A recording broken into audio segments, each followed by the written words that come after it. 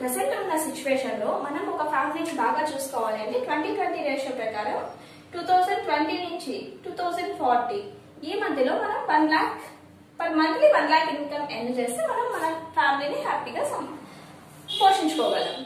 Like మనకి ఇక్కడ job చేస్తున్నాము, చేసుకున్నది మనం చూసుకుంటూ ఉన్నాం, మనం ఏం సేవింగ్స్ ఏం చేయట్లేదు. లైక్ మనము ఎలా ఏమన్నా ఒక ఫీల్డ్ ఉందా, ఎలా మనము ఈ ఫాస్ట్ గా ఉన్న ఈ జనరేషన్ లో మనం ఎలా ఎక్కువ ఇన్కమ్ సంపాదించుకోవాలి, ఏమైనా రూట్ ఉందా?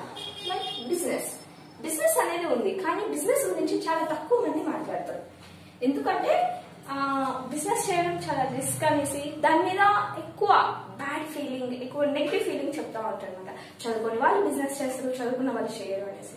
రాంగ్ అండి. సో బిజినెస్ అనేది ఎలా ఉంటుందంటే మీరు 5-6 ఇయర్స్ లో మీకు కావాల్సిన ఇన్కమ్ ఎర్న్ చేసుకోవచ్చు. అంతేకాకుండా మీరు నెక్స్ట్ జనరేషన్ 2040 నుంచి 2060 వరకు వచ్చేటప్పుడు మీరు 10 lakhs పర్ మంత్ 10 lakhs సంపాదిస్తే మీ లైఫ్ అనేది హ్యాపీగా ఉంటుంది. సో అప్పుడు మీరు 10 lakhs సంపాదించాలంటే ఇప్పుడు ఎంత సంపాదిస్తున్నారు, మనం చేసే పని ఎలా ఉండాలి, ఇంప్రూవ్ అవుతూ ఉండాలి కదా. సో ఈ మంత్ మనం ఎంత చెక్ తీసుకుంటాం, నెక్స్ట్ మంత్ ఎంత వస్తుంది, నెక్స్ట్ ఇయర్ ఎంత వస్తుంది, ఇలా ఉండాలి కదా. అయితే ఇలాంటి ఫీల్డ్ ఏదన్నా ఉందా? సో ఆ ఫీల్డ్ గురించి ఎవరు కూడా సర్చ్ చేయరు, దాని గురించి ఎవరు కూడా చెప్పట్లేదు. ఇలా చెప్పకుండా ఇలా ఉండకుండా మనం ఇలాగే పోతూ ఉంటే మనం ఎప్పుడు డెవలప్ అవుతాం? సో మనం ఎప్పుడు నేర్చుకునేదానికి టైం ఉంటుంది, మనకి 24 గంటలు ఎవరో ఒకరి కింద పనిచేయడానికి టైం ఉంటుంది. సో ఈ ప్రాబ్లమ్స్ వల్ల ఎక్కువ ఫ్యామిలీలో గొడవలు వస్తున్నాయి, ఇష్యూస్ వస్తూ ఉన్నాయి. సో ఇవంతా ప్రాబ్లం. నిజంగా ఫైనాన్షియల్లీ మనం ఫిట్ గా ఎప్పుడైతే ఉంటామో అప్పుడు మనం లైఫ్ ని హ్యాపీగా మూవ్ చేసుకుంటూ ఉంటాం. ఆ ఫైనాన్షియల్లీ ఫిట్ అవ్వాలంటే మనం ఏం చేయాలి? మనం ఏదైనా వర్క్ చేసే పని అయితే మన చుట్టూ ఉండే వాళ్ళు అంటే ఇతరులకు కూడా మనం సహాయపడుతూ వాళ్ళు మనం అందరం కలిసి డెవలప్ అవుతూ చేసే పని ఏదైనా ఉందా? సో అలాంటి పని గురించి ఎవరైనా సెర్చ్ చేస్తున్నారు, కానీ మీ ఇలాంటి పని ఉన్నా కూడా దీని గురించి ఎక్కువ నెగిటివ్ ఫీలింగ్ లో ఉన్నారు. ఇది మీరు చేయడానికి ఒప్పుకున్నా మీ పేరెంట్స్ ఒప్పుకోవట్లేదు. సో ఎందుకు? అసలు మీ లైఫ్ మీది, మీరు ఎలా ఉండాలనుకుంటున్నారు, మీరు ఎలా చేసుకుంటారు, మీ పేరెంట్స్ సెకండరీ. అసలు వాళ్ళ మాటలు ఎందుకు, వాళ్ళు తీసుకెళ్లి మిమ్మల్ని గోతులో పడేస్తారు.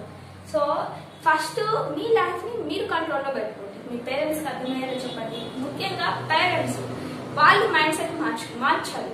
సో వాళ్ళది లాస్ట్ జనరేషన్ మైండ్, సో ఇప్పుడు నెక్స్ట్ జనరేషన్ మైండ్ వేరుండాలి, ప్రెసెంట్ జనరేషన్ మైండ్ వేరుండాలి. ప్రెసెంట్ మనం హ్యాపీగా బతకాలి అంటే మనం జాబ్ తోటి ఓకే జాబ్ చేయొచ్చు, జాబ్ చేస్తూ నెక్స్ట్ అదర్గా అంటే పార్ట్ టైమ్ గా ఏదైనా లైక్ ఏదైనా ఉందా, ఏం చేసుకోగలం.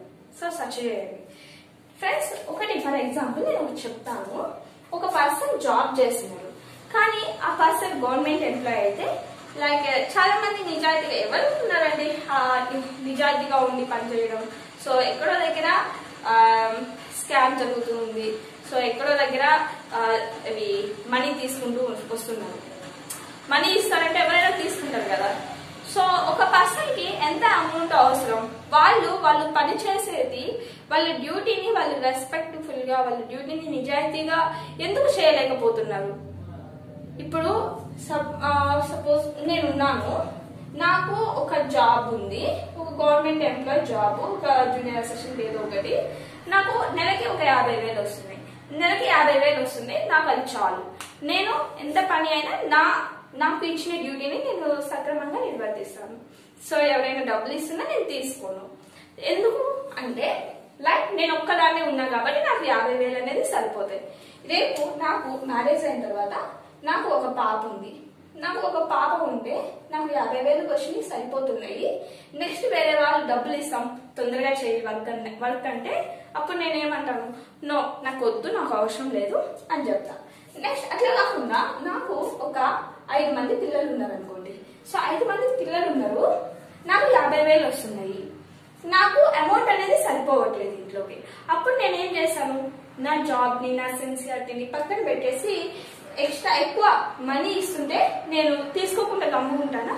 తీసుకుంటాను. ఎందుకంటే నా పిల్లలు హ్యాపీగా ఉండాలి అంటే నేను ఎక్కువ అమౌంట్ సంపాదించాలి. సో అప్పుడు నాకు ఎక్స్ట్రా కమిషన్ ఎక్కడెక్కడ వస్తాయా అనేసి తీసుకుంటాను.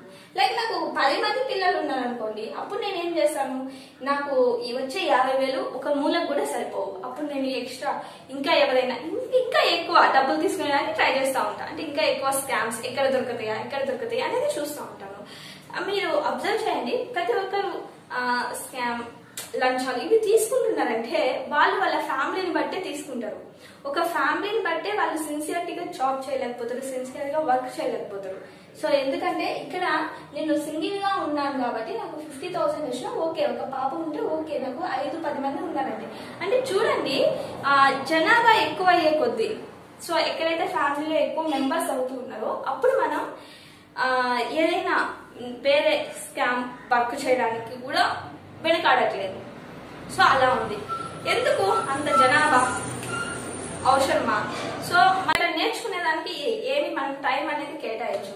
సో మనం ఏమి నేర్చుకోము, ఎవరు ఏ పని చెప్పినా చేయడానికి పోతా ఉంటాం. తర్వాత ఇలాగ పిల్లలు వస్తుంటారు, వీళ్ళని చూసుకోవడానికి సరిపోతుంది. సో ఈ మధ్యలో మనము ఏది కూడా స్టాండ్ గా నేర్చుకొని, అది ఏ పనైనా సరే ఫస్ట్ నేర్చుకొని దాని మీద అవగాహన తెచ్చుకొని చేయడానికి మనకి అప్పుడు టైం ఉండదు, అనుకోకుండా అయిపోతుంది అనమాట. సో ఈ విధంగా జరుగుతూ ఉంది. మనం ఎక్స్పీరియన్స్ మనం ఫేస్ చేస్తాం కదా, అది మళ్ళీ మనం పిల్లలకి చెప్తామంటే చెప్పము, దాచిపెట్టుకుంటారు. నెక్స్ట్ వాళ్ళు కూడా అలాగే. సో ఈ విధంగా మనకి ఇండియా అనేది ఇలా వస్తూ ఉంది అనమాట.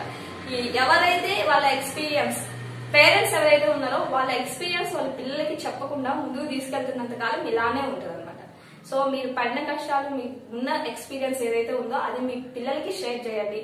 మీకంటే బెటర్ గా ఉండేటట్టు చూడండి, నెక్స్ట్ వీళ్ళకంటే బెటర్ గా వాళ్ళు ఉండేటట్టు చూడండి. ఇలాగా ఒక్కొక్క మ్యాన్ కూడా సూపర్ మ్యాన్ గా రెడీ అవుతారు. సో ఓకేనా ఫ్రెండ్స్, థ్యాంక్ యూ. సో ప్రతి ఒక్కరు కూడా time freedom and money freedom ఉండేటట్టు చూసుకోండి. సో ప్రతి మూమెంట్ కూడా ఎంజాయ్ గా ఉండేటట్టు చూడండి.